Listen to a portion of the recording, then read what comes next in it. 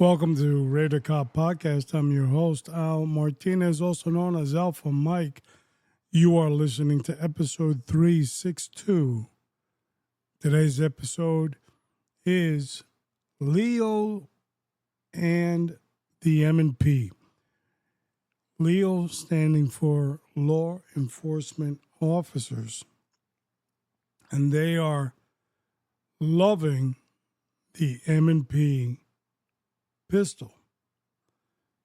Now, for the sake of reducing the argument, we could be here all day talking about the M&P, the Glock, the SIG. But today we're specifically going to talk about the Smith & Wesson M&P. And it's a variation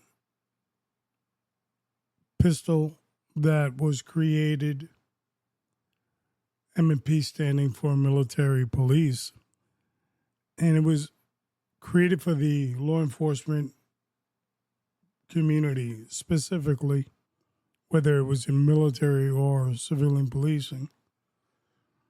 And, you know, the plastic gun for a long, long time was the sole user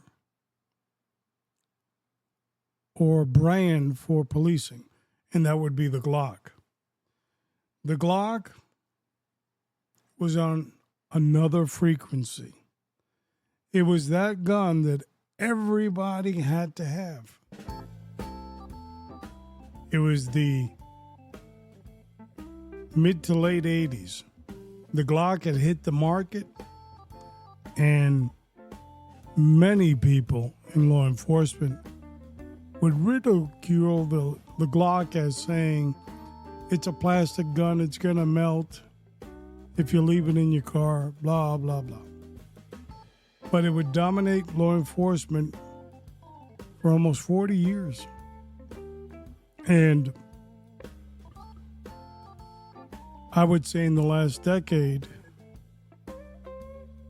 especially when those Glock patents were going away, a lot of agencies started copying the polymer frame of pistol.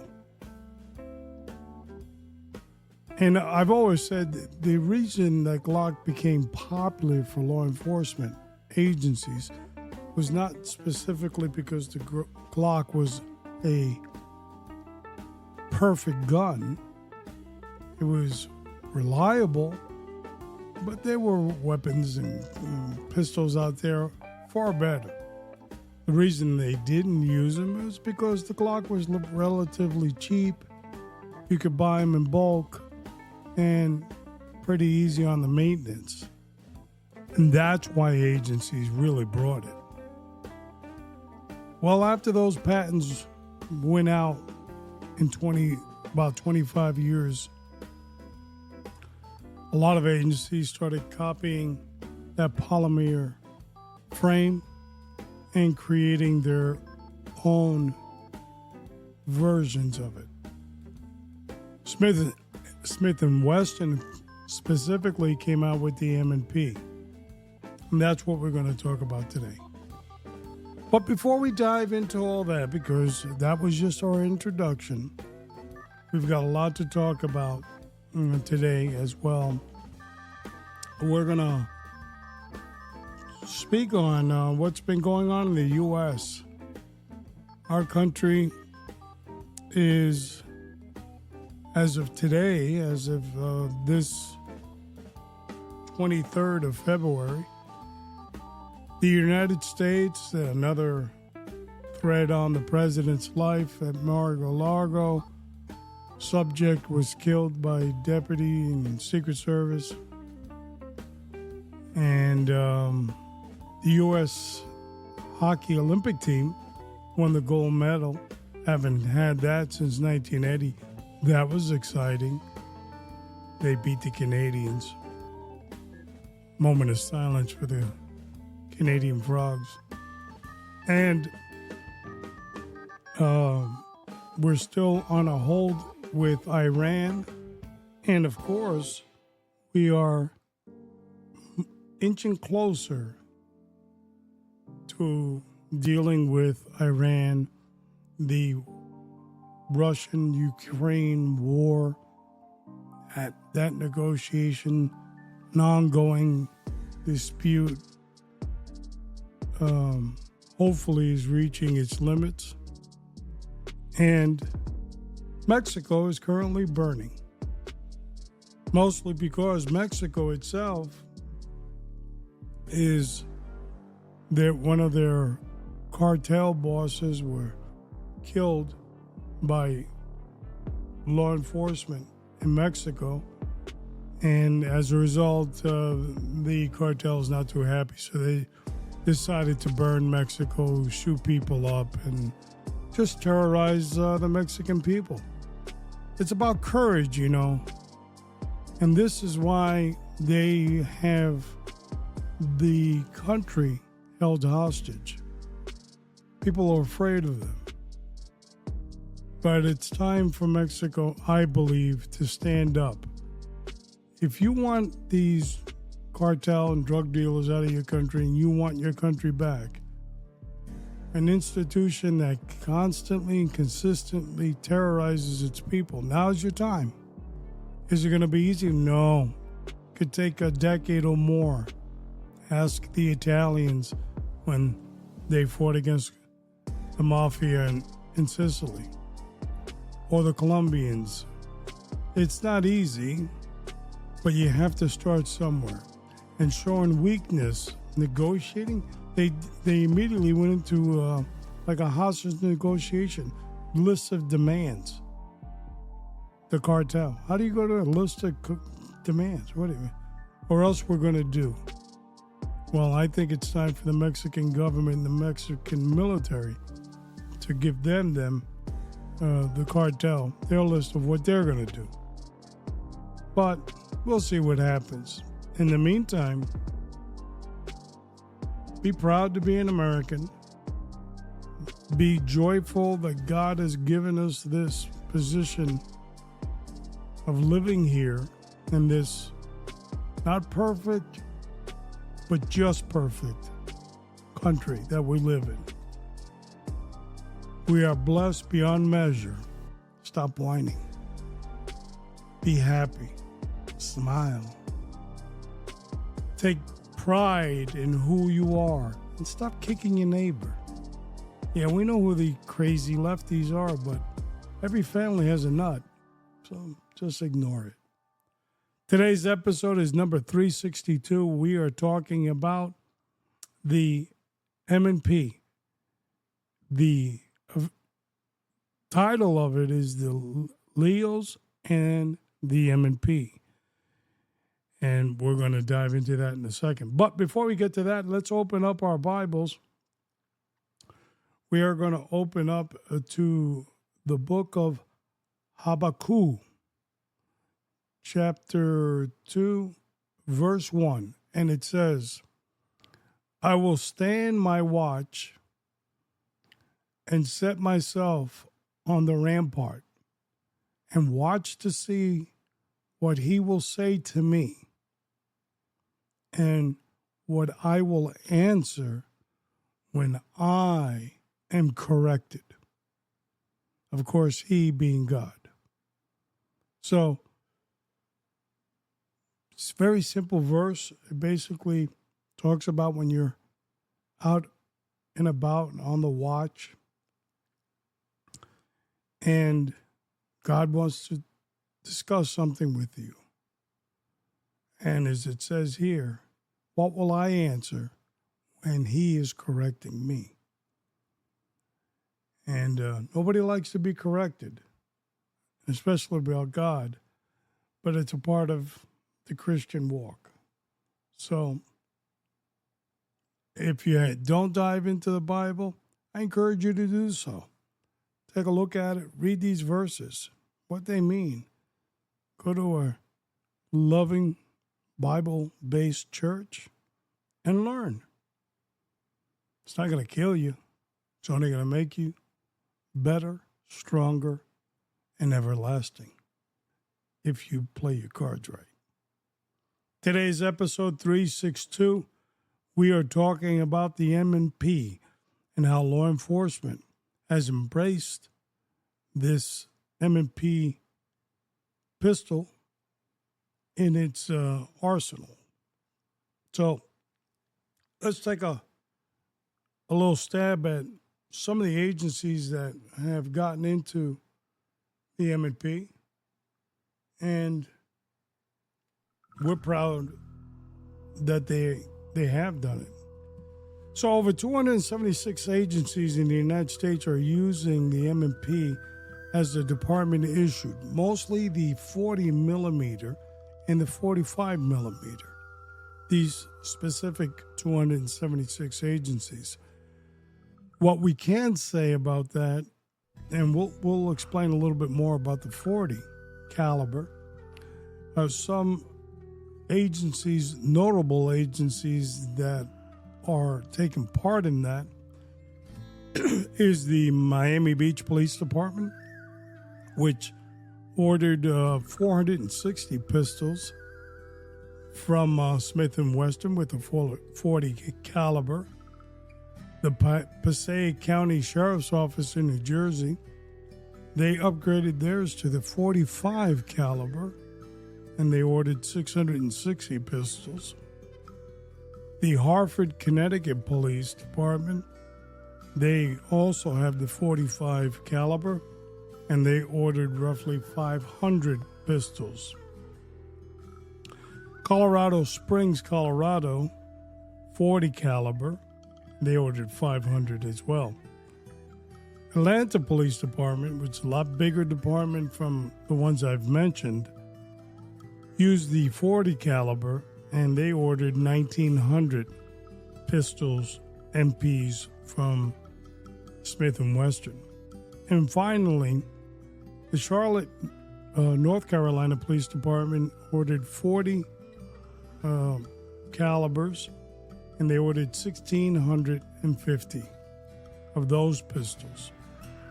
Now, specifically, when we talk about there is a strong relationship between the 40 caliber and Smith & Wesson, and primarily being that the 40 caliber cartridge was developed in 1990 by Smith & Wesson and Winchester. They both went on that project of creating that 40 caliber cartridge for law enforcement on the request of the FBI.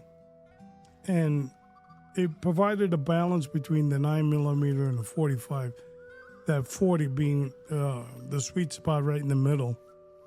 And the response was mostly because the FBI was concerned about an incident that took place in Miami in 1986, where two suspects that were robbing banks in Miami were being apprehended by federal agents, and a shootout broke out. And unfortunately, two of the FBI agents died in that shootout in 1986. One agent being Benjamin Grogan, 25-year veteran. 25-year veteran. You're right at the end of the race, and that happens. The worst. And Jerry Dove was an agent for 4 years, and he was killed as well. Condolences even today to their family, because they gave the ultimate sacrifice. But as a result of that incident, the FBI wanted a different caliber. They wanted different weaponry. And they asked Smith & Wesson to create that 40 caliber, and they did. So there's that unique relationship between Smith & Wesson and the 40, and a lot of these agencies, and specifically 276 of them, are within the 40 and 45 caliber range. Now, there's a list of, according to AI, 300 and, let me get my number correctly, on the 9mm, 330 agencies. Now, I did look at the agencies. I'm not going to name 300 agencies, but I would say that this list basically means that they allow, not that they've purchased as a full department issued weapon. Some may have, I'll briefly mention some of them that have 9mm M&P Smith & Westerns. And that's going to be the Los Angeles Police Department, which I know they also have Glock. So this is either the agency allows the officer or the deputy to pick the weapon they choose. You can pick a Glock or you can pick an M&P, for example. And because I know LAPD have switched from Beretta to the Glock, and seeing now that they've got the Smith & Wesson M&P, I believe that's a variation. I'm not really sure. It also states the Miami-Dade Police Department, which today is the Miami-Dade Sheriff's Office. But I know that Glock is the primary weapon that the agency had purchased. There is a policy that within that 9mm caliber, there are certain weapons that are authorized for a deputy or a police officer to use. So that's why I know that Miami-Dade is on that list as well. Chicago Police Department, San Diego, Baltimore, and the Texas Department of Public Safety, also known as the Texas Rangers. I know that they use this taco in Texas, the Texas Rangers. So this probably is a variation. You can use the Smith & Wesson or any other listed 9mm. So when it says 330 agencies, doesn't necessarily mean that 330 agencies have a contract and they're purchasing a pistol for each of their deputies or officers in their department. What it basically means is there's a variation of weapons they use, and the officer or deputies can pick the ones that they want. So why the M&P? Well, I think it's an excellent weapon. I think it was probably one of the ones that were nipping at the heel of Glock early on. The M&P is a very strong weapon as far as reliability, such as Glock. I think it has a better trigger, and it's being developed better and better each evolution or each generation that they create of the M&P. Have they been perfect? No, and they haven't been perfect, but they are very good.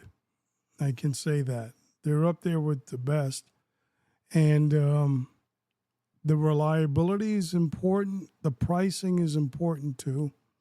Of course, Smith & Wesson moving from the state of Massachusetts to Tennessee, where they feel that they had a little bit more freedom.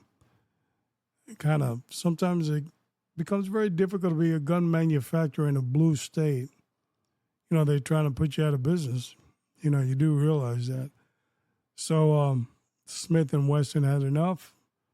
I think they were in Massachusetts for over 100 years, and packed up and went to Tennessee. Good for them. And so with these, the variations of the 40, and I used the 40 when I was working, there was in the late 80s into the 90s and probably the early parts of 2000. There was a belief that the 9mm just wasn't a stopping cartridge. And it was regarded as being weak or underperformer.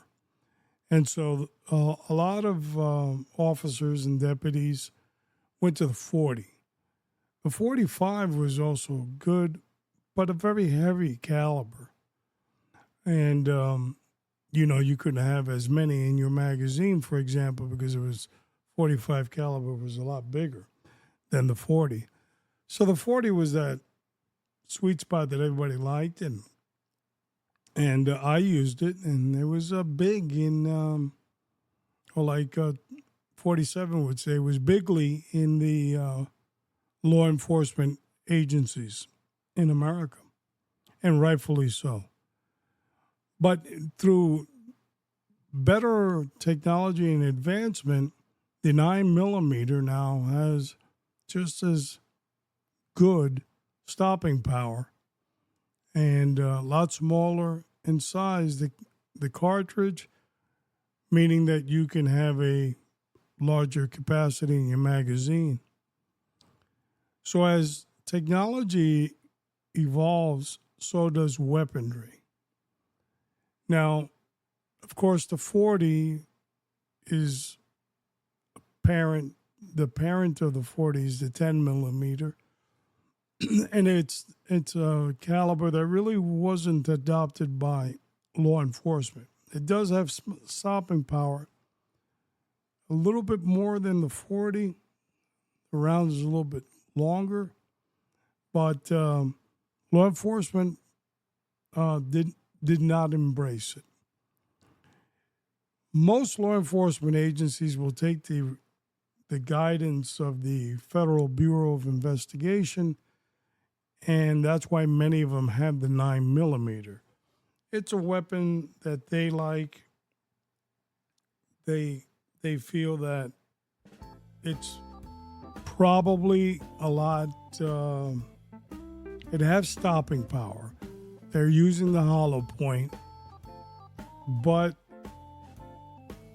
they believe that the officer has a better tactical advantage in using the 9mm over a heavier caliber. Now, we could be here debating it all. I mean, I know the worry warts are out there. They're going to complain. How do you talk about? He has no idea what he's talking about. 45 is the best caliber in the world. So every agency has their own policies, procedures, and what they believe works good for their officers or deputies. And the 9mm has gotten better and better and better, and that's why it's there. Why do we love the M&P so much? Well, it's made in America. Smith & Wesson has always stood by its product, and with, I believe, a lifetime warranty on barrel and certain other components. And it is a trusted brand, but it also has a pretty good trigger, I do have to say. And every generation is getting better and better. Now they've taken out the Smith & Wesson M&P X. And I haven't shot it, haven't handled one yet, but it looks like it's a game changer. And as a result, we're highlighting it here today. Because the question that I'm going to ask you, the listener, if you're in a law enforcement agency, your department is dictating what gun you should have and what caliber you're going to be using. But what I'm asking you today is not necessarily what caliber, but what weapon you, as Joe and Mary citizen, do you pack? Is that which is your duty weapon that you take with you on the everyday? Or do you switch guns? I'm going to use this gun today and that gun tomorrow, which I wouldn't really recommend. And I know I could say the Smith & Wesson M&P for me. I've used the Shield, for about 10 years now, regularly. And prior to that, I used the Glock 27, a little bit too thick for my liking today. But I do use the Shield quite a lot. It's not the only one I use, but it definitely is on the list. So that's why I have it on the list as well. Lastly, I want to discuss the mindset. And I've talked about this before. The mindset is very important. If your agency, let's say, gives you the chance to say, well, you can use the Glock. I don't know what model they may be using, so I'm just going to make one up, the Glock 17 or Glock 19, or you can have the M&P 2.0, or you can have the P320 6-hour, and so forth. And you pick one, it's because you feel that product is reliable. I think that if you were to take it to the range and and you were shooting it and it just kept on jamming or something mechanically wrong with it, maybe it is a quick fix, but that bug stays in your brain and you're not having it. You just don't feel it. So the question I ask you, the listener, which is that weapon that you carry that you feel reliable, you feel safe, you feel that when you take it out of the holster, God forbid you have to use it, it's going to do what you want it to do. It's comfortable, it's reliable to you, and you wouldn't carry it if it wasn't. A lot of Americans, unfortunately, are now buying guns based on pricing and looks, not necessarily what's good. And maybe they're novices, most of them are, of course, in shooting, and they might get a budget-friendly gun, and it might look cool, but it's not really that good. It's not that, reliable. We'll say that. There's not much data on it. Gun shops and all close. Excuse me. I'll close with this. Gun shops now are pushing guns that they sell, not just guns. It's quite expensive to have a lot of guns stored up in a safe waiting for somebody to come and buy them. So they'll sell those reliable weapons like the Glock, like the M&P, like the SIG P365, and so forth. But there's a lot of guns that are making some real impact in the firearms world coming out of Turkey, where just maybe 4 or 5 years ago, everybody was laughing. Oh, look at this, a Turkish gun. They're not laughing anymore. Game changed. But some gun stores won't have them because they're cheap in pricing, but pretty good or reliable. But just to have them on the shelf, they don't do it. They move the product that they know they can sell and make the most profit. Up next for us, we will look at episode 363. Boy, 363 episodes. And that is 65% use the Glock. 65% use the Glock. And if you are looking for reliability in a gunsmith, I know the guy that you should be going to, Pistol Pete the Gunsmith. He's down in Miami. He was my gunsmith, my armorer when I was in law enforcement. Pistol Pete, my life was in his hands. He was that good of a gunsmith then, and he's even better today. You can send him your weapon, give him a call. His information, as I said, is in the bottom of the show notes. Pistol Pete the Gunsmith. He will tell you how you can send your weapon to him with your specifications legally. He'll fix it up. You'll never recognize me. You'll never recognize it, and you will thank me profusely for the rest of your life because I turned you on to Pistol Pete the Gunsmith. Also, if you're in the New Jersey area and you're looking for certification as a concealed weapons permit holder, that's right. The state of New Jersey woke up and decided to give its loving Americans, liberty-loving Americans, the chance to carry weapons and concealed weapons and firearms on their person.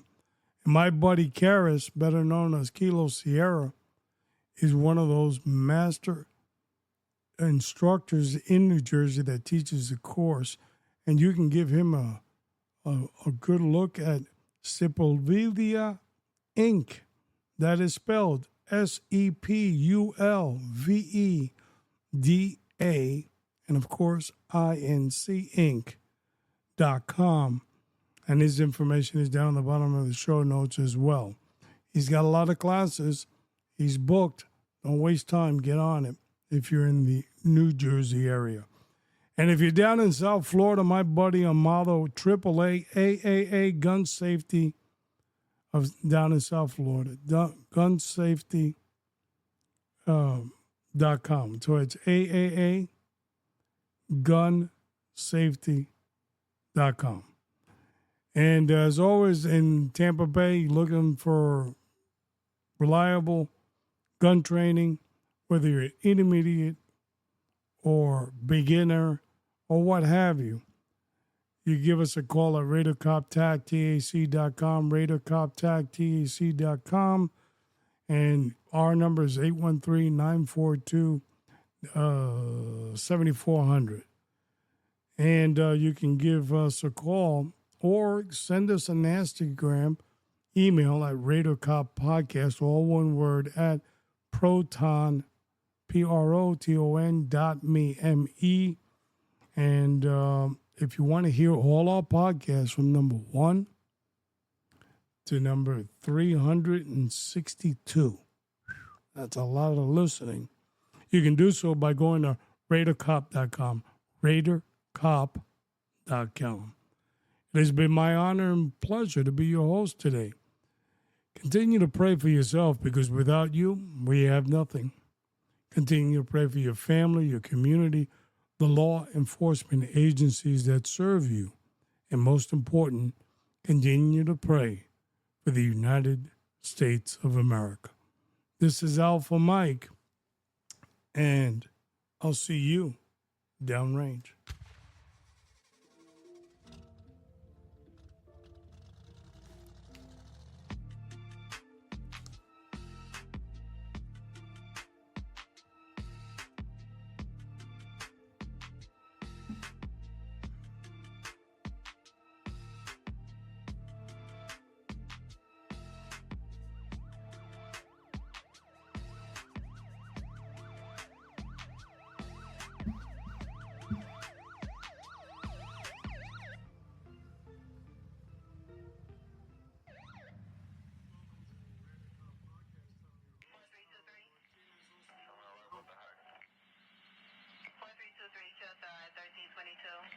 The Raider Cop Nation.